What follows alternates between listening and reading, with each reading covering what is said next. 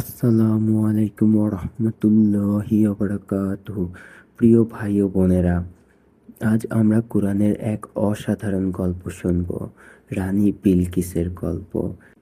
এক নারী, যিনি ছিলেন বিশাল সাম্রাজ্যের রানী, ধন সম্পদে, ক্ষমতায়, বুদ্ধিতে অতুলনীয়। কিন্তু শেষে তিনি আল্লাহর সামনে নত হয়েছিলেন।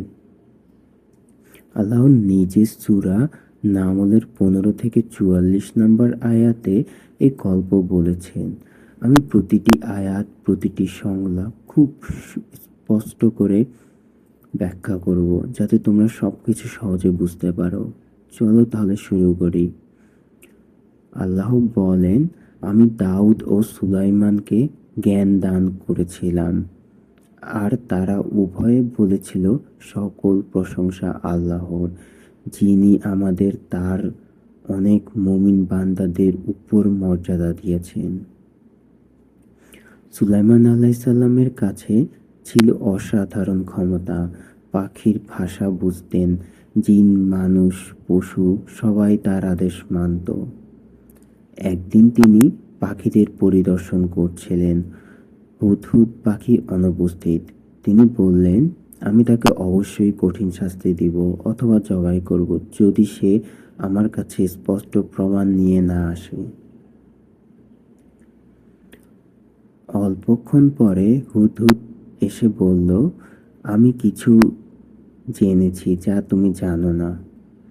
আমি সাবা দেশ থেকে তোমার কাছে এমন এক নিশ্চিত সংবাদ নিয়ে এসেছি। আমি এক নারীকে দেখেছি, যিনি তাদের উপর রাজত্ব করেন।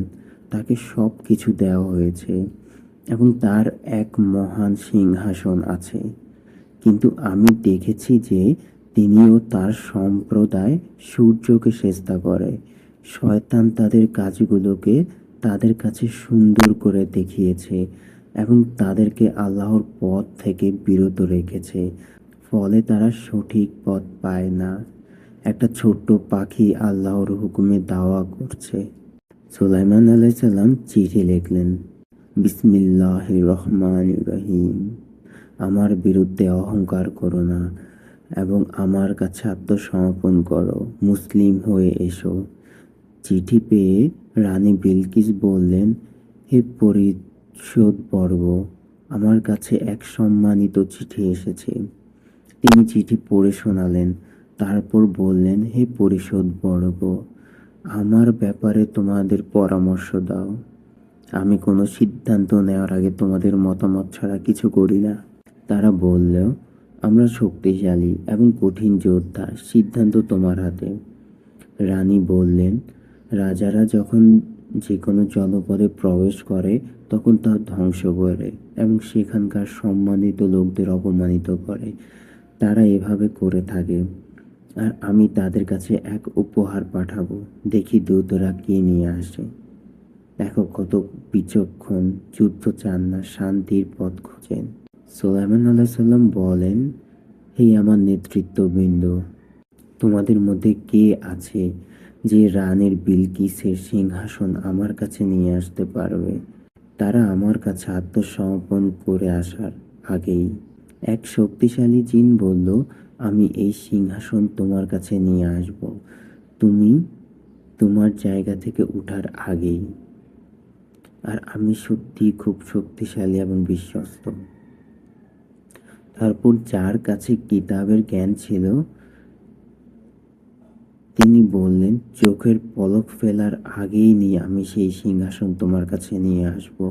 আর সত্যি চোখের পলক ফেলার আগেই, মানে 1 সেকেন্ডেরও কম সময়ে, সেই বিশাল সুন্দর মণিমুক্তা খচিত সিংহাসন সুলাইমান আলাইসাল্লামের সামনে এসে হাজির হয়ে গেল।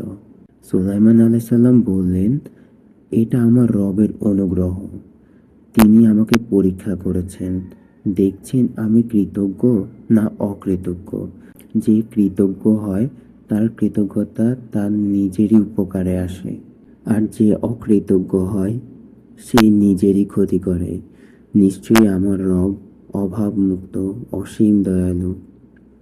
তারপর বললেন, রানী আসার আগে তার সিংহাসনের চেহারা একটু বদলে দাও, দেখি তিনি চিনতে পারেন কিনা, নাকি তিনি সঠিক পথ পান না। দেখো ভাই বোনেরা, এটা আল্লাহর কুদরত। জ্ঞানের শক্তি জিনের শারীরিক শক্তির চেয়ে অনেক বড়। যেখানে পলকে অসম্ভব কাজ হয়ে গেল। রানী এলে বলা হলো, তোমার সিংহাসন কি এরকম? তিনি বললেন, যেন এইটাই। সুলাইমান আলাইসাল্লাম বললেন, আমাদেরকে আল্লাহর জ্ঞান দেওয়া হয়েছে এবং আমরা তার কাছে আত্মসমর্পণ করেছি। তারপর বলা হলো, প্রাসাদে প্রবেশ করো। রানী দেখলেন স্বচ্ছ মেঝে, মনে হলো পানির পুল। তিনি পা তুলে ধরলেন। সুলাইমান আলাইসাল্লাম বললেন, এ তো কাচের প্রাসাদ। তখন রানী বললেন, হে আমার রব, আমি নিজের উপর জুলুম করেছি। আমি সুলাইমানের সাথে আল্লাহর কাছে আত্মসমর্পণ করছি, বিশ্বজগতের রবের কাছে। এক রানী অহংকার ছেড়ে আল্লাহর সামনে নত হয়ে গেলেন। এটাই হৃদায়তের সৌন্দর্য। এই গল্প থেকে শিখলাম, নেতৃত্ব, বুদ্ধি ও ধৈর্য গুরুত্বপূর্ণ। অহংকার ছেড়ে সত্য গ্রহণ করাই বড় জয়। আল্লাহ আমাদের সবাইকে হেদায়েত দান করুক।